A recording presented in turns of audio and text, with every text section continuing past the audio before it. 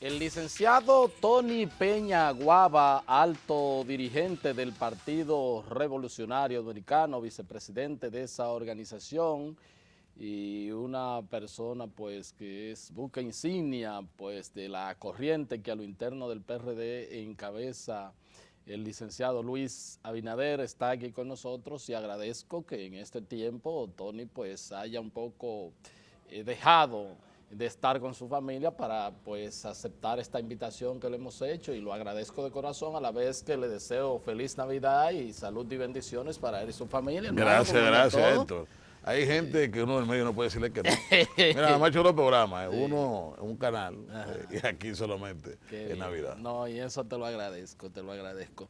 Bueno, Tony, ya se puede un poco ir pasando revista a- al año del gobierno del Partido de la Liberación Dominicana y me gustaría pues conocer tu opinión de cuál ha sido pues este comportamiento. Mira, República Dominicana es un país a veces de muchas contradicciones. Cuando tú le haces la pregunta en las encuestas a la gente, se entiende que su economía mejoró, empeoró o quedó igual. Entre lo que quedó igual y empeoró es la mayoría. De repente un 60 o 70% que entiende o que su economía quedó igual o que empeoró. Sin embargo, cuando tú te vas a la popularidad del presidente de la República, se sitúa por encima de un 80%. Pero cuando te me encuentras en 84 y tú decías, bueno, aquí hay una dicotomía entre lo que piensa la población que está sintiendo en su bolsillo y lo que es la imagen del presidente de la República. Yo pienso que eso tiene que ver mucho, sobre todo de que la gente ha visto un presidente un poco más humano, más humilde, más cerca a las personas. Pienso que los viajes los fines de semana han surtido algún nivel de efecto, aunque no tiene un efecto macroeconómico. Sí, la pequeña economía de los pueblos, los que viajamos, cuando usted va a Fondo Negro y tú a la gente que produce dulce o a la gente que tiene un estanque de producir pescado o producir ese tipo de cosas, tú les mejoras la economía, estamos mejorando la economía de ese pueblo. Entonces pienso que eso le ha dado un resultado, sobre todo cuando lo compara con su antecesor. La gente entiende que el gobierno de Leonel Fernández en la última etapa fue un desastre, sobre todo por lo que dijo el Fondo Monetario Internacional, que en vez de 179 mil millones de pesos, eran 205 mil millones solamente el último año de déficit fiscal.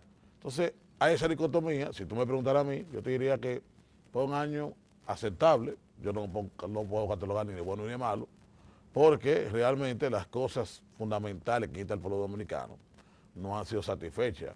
El gobierno ha hecho un gran esfuerzo, sobre todo en el plan de Quisqueya, que ha tenido cierto éxito. Ahora, cuando nos vamos a la aplicación del 4% del Producto Interno Bruto, que es el 16% del presupuesto nacional, que tiene que ver específicamente con la educación dominicana, te has dado cuenta, primero que el gobierno no ha podido construir las escuelas que entendía que iba a hacer. O sea, se dijeron que se iban a producir tantas escuelas y en la realidad el día de hoy es primero porque no existe los solares que tienen que estar cerca de la comunidad. Porque muchas veces en esto tú tienes que ponerte de acuerdo con la comunidad. Si te queda a 108 kilómetros de lejos de la comunidad no lo quiere, la comunidad lo quiere cerca, lo quiere céntrico, lo quiere que esté fuera, por ejemplo, de un sitio de peligro. O sea, ese tipo de cosas se le ha hecho un poco difícil al gobierno. Segundo, la normativa del Estado de la compra también ha hecho de que no se pueda agilizar los procesos. Y además también una cosa es lo que tiene que ver con la planta física y otra cuestión es lo que tiene que ver con la calidad de los maestros y la calidad de sueldo de los maestros. Entonces, ¿qué pasa? La tanda única, pide la Asociación Nacional de Padres de toda la República Dominicana diciendo que ha sido un fracaso. O sea, la tanda única ha sido un fracaso, primero porque no hay profesores adecuados, los profesores no llegan a tiempo, mal pagos, no, una gran parte de ellos no tienen la instrucción debida para dar los cursos y muchas veces los estudiantes se quedan trancados una cantidad de horas sin hacer nada. O sea, parecería que la tanda única ha sido un fracaso y que ha sido un fracaso porque habría que reentrenar a todos los profesores para dar materias para poder dar clases de 7:30 de la mañana a 4 o 5 de la tarde. Entonces, cuando tú le ves la aplicación realmente no ha sido buena, a pesar de que ha habido un esfuerzo de parte del gobierno, que uno lo busca insignia de parte del gobierno. En el problema, caso de salud, hemos visto que se ha mejorado algunas instalaciones, creo que para el año que viene hospitales públicos importantes de la República Dominicana van a ser reinaugurados.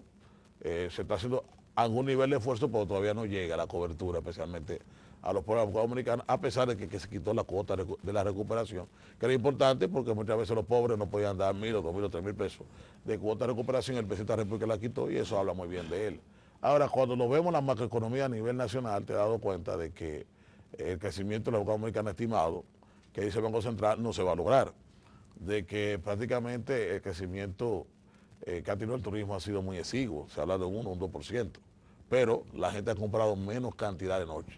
O sea, ha venido quizás 50.000 o 100.000 turistas más, pero a los hoteles no le conviene porque si tú, esos turistas que vienen, en vez de comprarte 7 noches, te compran 3, entonces hay un decrecimiento del turismo. Reales. Y eso ha pasado en la República Dominicana, además de que el gobierno se ha comprado con otros poderes del Estado situaciones que son muy enojosas. Si bien es cierto de que tuvo un acierto en principio con el caso de la Barrigol, que hay que admitirlo, cuando tú te vas y escudriñas bien el contrato, te das cuenta que lo que se ha vendido no ha sido la realidad. No es así, eso es lo primero. No hay tanta bonanza como la gente se imagina en cuanto a eso. Segundo, el caso de la ley 168-13, que a partir del año 1929 crea la normativa para saber quiénes son dominicanos o no, ha creado un gran revuelo en la República Dominicana y le ha creado un grave problema al gobierno dominicano. Porque si aplica la ley taxativamente, tiene problemas. Si no la aplica, también tiene problemas. Entonces esto es palo sin boga y palo sin bogas. ¿Por qué? Porque un Estado, primero, no puede permitirse, primero, hacer una ley retroactiva. Si usted permitió que una cantidad indeterminada de personas que no son dominicanas votaran del año de 1929 hasta la fecha, entonces estaríamos hablando que todos los gobiernos de la época dominicana, desde esa fecha hasta el día de hoy, son ilegítimos, porque usted permitió que mucha gente no fuera dominicana votaran en ellos. Entonces, usted ve por qué no se puede aplicar la retroactividad de la ley. O sea, yo no puedo decir que esta calle va en sentido este o este, pero a mí se me ocurrió, como normativa del ayuntamiento, decir que eso se aplicó la semana pasada y a todos los carros que pasaron la semana pasada yo le voy a aplicar un impuesto o le voy a poner una contravención. No, es que el espíritu de la ley es para que se haga para el futuro, es para que usted sea una aplicación desde el momento que llega la aplicación en adelante, no hacia atrás. ¿Y qué hacer entonces? Y entonces eso crea un grave problema, sobre todo porque lo que hemos aplicado y hemos trabajado en materia internacional, como en el caso mío, durante muchos años fui vicepresidente mundial de la IUCI, que es el capítulo de la Internacional Socialista. Tenía 4 reuniones mundiales donde iba el presidio a nivel mundial, el consejo una vez al año y cada 2 años habían votaciones. Y entonces nosotros también teníamos la oportunidad, los que éramos miembros del presidio, de poder acceder también a las posiciones de la Internacional Socialista Adulta. Y duré 10 años viajando el mundo entero. O sea, conozco lo que es el derecho internacional público. Tú sabes que en este mundo unipolar, después de la Guerra Fría que terminó, a partir del muro de Berlín en el año 1987, las economías a nivel mundial han dado un cambio. ¿Por qué? Porque ya no estamos en un mundo dividido, estamos en un mundo en el cual hay un efecto de globalización y en la cual usted a nivel regional y a nivel mundial, cuando usted consigna, ¿verdad?, y firma el presidente de la República un acuerdo bilateral o un acuerdo regional o mundial, usted entonces tiene que acogerse a muchas reglamentaciones a nivel mundial. ¿Cómo? Bueno, el caso de la Unión Europea. Bueno, tiene una moneda que salvo 2 o 3 países son las que no la tienen, tiene posibilidad de usted dar la mayoría de la frontera y hay una serie de normativas que le permiten quizá de que no tenga la independencia que tenía anteriormente. Eso pasa con la República Dominicana en cierta forma. ¿Por qué? Porque es que ese tipo de cosas ya no se ven en ninguna parte del mundo. Ni siquiera en África se ven. Esos solamente son de gobiernos que tienen una vocación, digamos, retrógrada, de gobiernos donde hay prácticamente existen dictaduras. Pero ya en los gobiernos democráticos del mundo eso no existe, señores. Un apartheid prácticamente moderno en la República Dominicana, donde la Junta Central Electoral tendrá la vocación de decidir quién es dominicano y quién no es dominicano. Entonces, mucha gente dice, bueno, es que ustedes los PRDistas fueron los que hicieron la ley de inmigración, sí, ¿verdad? En la postrimería o al final del gobierno del compañero Hipólito Mejía fue que se hizo la ley de inmigración, pero esa ley de inmigración tiene que tener un reglamento. Y ese reglamento duró Leonel Fernández ya siendo 8 años presidente, y también en la postrimería o a finalizar su gobierno en el año 2012 fue que hizo el reglamento. Entonces, eso tardó la aplicación de la ley. Pero, ¿qué pasa? En el interín del año 2004 al año 2012, entre la ley y el reglamento, hay una nueva constitución que es el año 2010. Entonces, a partir del año 2010 es que tiene que haber una aplicación de la ley. Y entonces, a partir de ahí, con esas normativas, usted aplicarla, y entonces, a todo lo que fue de ir para atrás, el dominicano sí nació. Porque la mayoría, esas constituciones tenían los dos conceptos. Tenía el jus sanguis y el jus soli. O usted era por el territorio o era por la sangre. Y usted dirá, bueno, es que tiene una aplicación en el 1929, pero ¿cuántas constituciones han habido de aquí para allá? Que le dan para atrás a un tema o que le dan para adelante a otro tema. ¿Cómo yo le puedo decir a una persona, que nació en el año 1929, que muchas veces, me imagino que la República Dominicana no tiene en esos momentos los documentos para saber si vino legal o ilegal? Comencemos por ahí, porque tú tienes que ponerte en el contexto histórico. El año 1929 era un año de convulsión nacional. ¿Por qué? Porque después de la primera intervención norteamericana, que vinieron los primeros presidentes después de ella, Horacio Vázquez, que era uno de los políticos más aventajados ese tiempo, ya era un hombre anciano prácticamente. Y ganó las elecciones en el año 1924 hasta el año 1928. Pero a él se le ocurrió extender el periodo por 2 años más, de 1928 al año 1930. Y entonces la revolución que hubo prácticamente en el país, donde la sociedad reaccionó mal por esta extensión del periodo, en ese momento que se da esa ley del año de 1929. Entonces, ¿qué documento puede tener los dominicanos? Puede tener la Junta Central Electoral, las oficialías, para saber quién es dominicano o no. Pero me voy al hecho práctico. Usted vino en el año 1929 y perfectamente pudo haber tenido un hijo en el año de 1930. Su hijo, ¿verdad? Nacido aquí en la República Dominicana. Y ese hijo pudo perfectamente haber tenido un hijo del año de 1950, que iba siendo el nieto del inmigrante. Y ese que nació en el año 1950, tuvo un hijo en el año 70, iba siendo el bisnieto del inmigrante. Y ese que tuvo un hijo en el año 70, tuvo un hijo en el año 90, iba siendo ya el tataranieto del inmigrante. Pero ese que tuvo un hijo en el año 1990, tuvo un hijo en el año 2010, iba siendo un chorno. Estamos hablando de 5 generaciones naciendo en la República Dominicana. ¿Cómo tú vas a decir a una persona que tenga, te estoy poniendo 20 años, en ese tiempo la gente se casaba de 15 años? O sea que aquí perfectamente puede haber generaciones, hasta de 7 generaciones nacieron en la República Dominicana, de 1921 en la fecha, que tú digas que no es dominicano. Pero por Dios, es que nos estamos volviendo locos. Es que no sabemos que nosotros somos un país de inmigrantes.